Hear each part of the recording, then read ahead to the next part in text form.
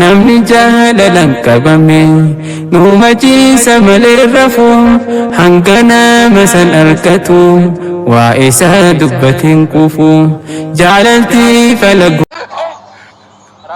biyya lafaa kana jira moo jiru? Waaqayyo dharaan waaqayyo sobaan jechuudha.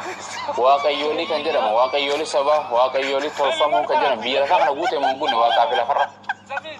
Akka jabatti guutan malee. Sana hunda keessaa kan dhugaa kam? Waaqni dhugaa kam?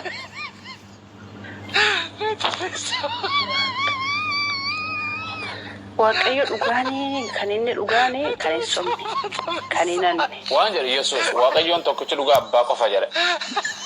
Aywa. Sigalee? Eeyyee. Dhuga moo soba? Dhugaadha malee. Akkas abbaa malee Yesuusa waaqayyo dharaati moo waaqayyo sobaati?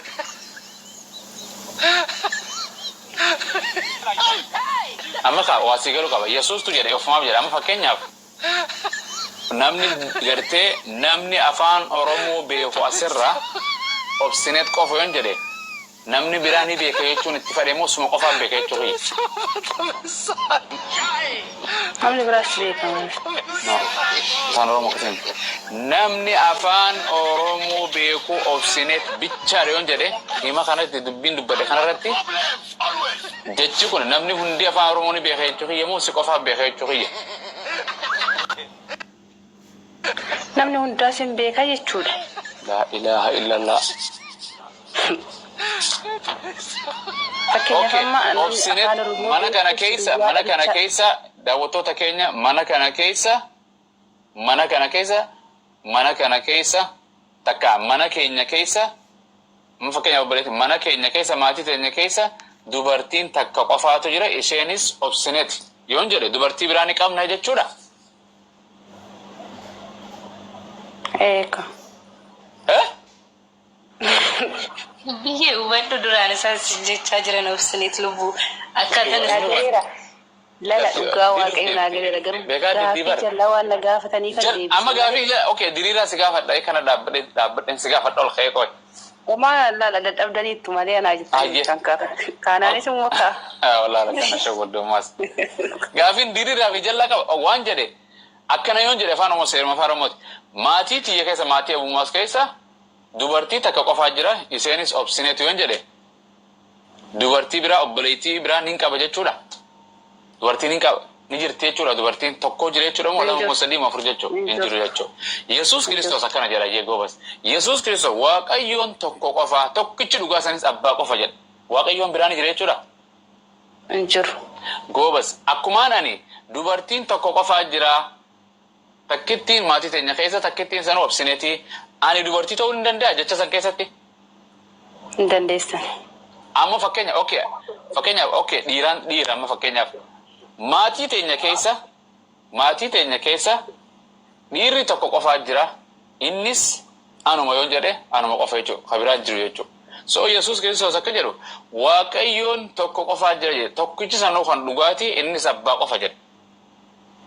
Kana jechuun namni Yesuusiin waaqayyoo jedhe waaqayyoo dhugaatti ama waaqayyoo dharaati. Waaqayyoo dhugaadha. Hin ta'u. No.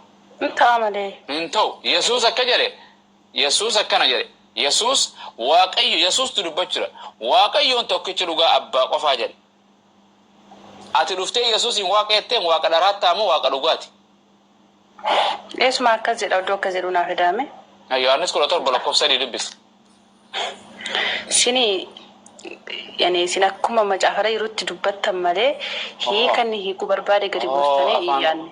Maali hiikee? Akka macaafara yerootti dubbattan kana bara. Okay, akka jedhe Yesuus.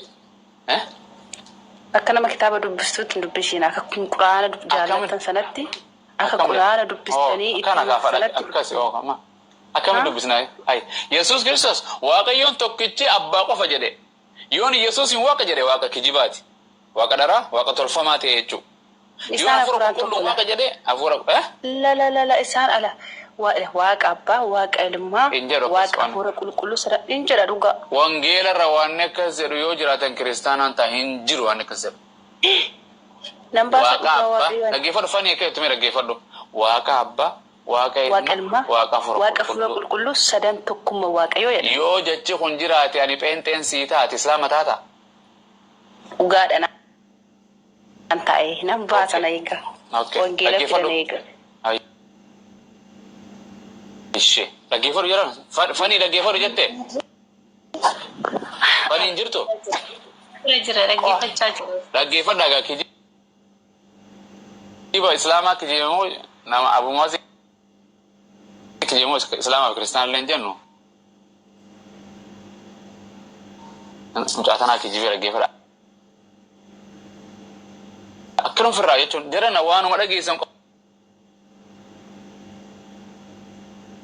qofaan hin deemina amma deema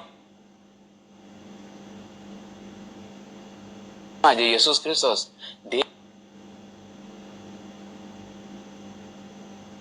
deemaati maqaa abbaa maqaa waaqa abbaan jenne maqaa abbaa maqaa ilmaa maqaa qulqulluutiin cuuphaati barattoota ko duuka buutu barattoota taasisaa jedhe sadeen tokkummaa waaqayyoon jedhu amma bakka tan dhuftee cinquu deemti waan hin jirre maqaa isaa obsineet si obsine irra obsin jiru islaama taataa quba ol qabda haa guddisaa hin guddisaa egaa